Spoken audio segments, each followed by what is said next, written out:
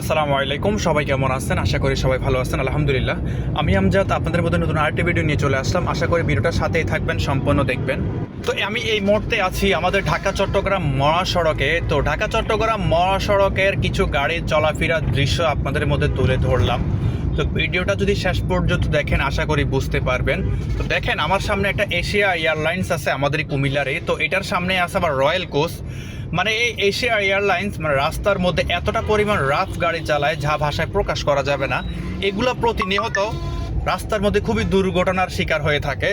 তো যাই হোক, আমি এক পর্যায়ে যেহেতু আমাদের ছোট গাড়ি, তো আমরা খুবই সেফলিভাবে আমরা ড্রাইভ করার চেষ্টা করি। আমাদের হাতে যতটুকু কন্ট্রোলে থাকে অতটুকু গাড়ি ড্রাইভ করার আমরা চেষ্টা করি। হ্যাঁ, গাড়ি আমরা অবশ্যই স্পিডে চালাই, কিন্তু আমাদের কন্ট্রোল অনুযায়ী।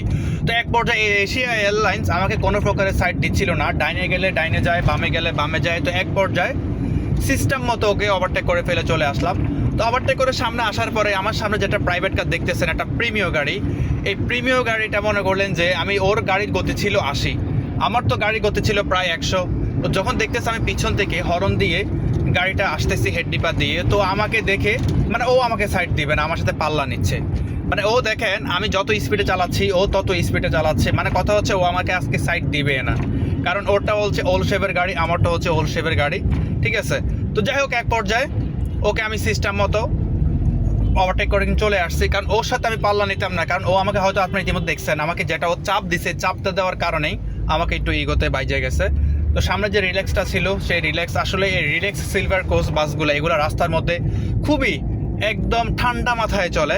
তো আপনারা যদি ইতিমধ্যে দেখতে পেলেন যে আমার পিছনে যে প্রিমিয়াম গাড়িটা ছিল, ও মনে করলেন যখন ওকে ওভারটেক করে চলে আসছি, ও একদম বামে যায় একবার ডাইনা যায়, মানে আমাকে হেড ডিবার দিচ্ছিল পিছন থেকে। তো আর আমাকে কোথায় পায়।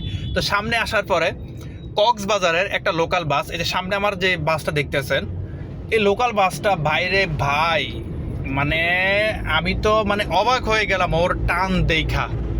মানে ও এত স্পিডে গাড়ি চালাইতেছে যে মানে আমি অবাক হয়ে গেলাম। তা আমি ওকে ওভারটেক করতে চাইও, কিন্তু ওভারটেক করতে পারলাম না, সামনেটা নোয়া গাড়ি থাকার কারণে। ওই নোয়া গাড়ি পিছন থেকে বাসে হর্ন যেহেতু দিছে, ও ভয় পেয়ে গেছে, ওকে আর সাইড দিয়ে দিছে। বাস ওর জন্য আমি ওভারটেকটা করতে পারি নাই।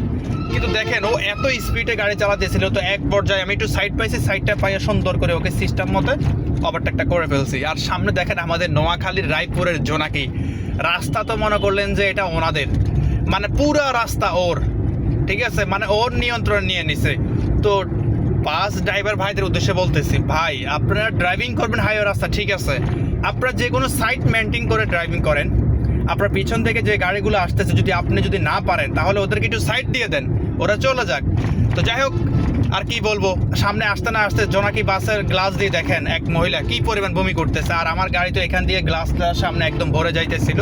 তো এক পর্যায়ে জোনাকিকে ওভারটেক করে সামনে চলে আসলাম। তো যাই হোক, ভিডিওটা আজকে পর্যন্ত। যদি ভালো লাগে অবশ্যই শেয়ার করে দেবেন আর পেজটা ফলো করে দেবেন। সকলে ভালো থাকবেন, সুস্থ থাকবেন। আসসালামু আলাইকুম।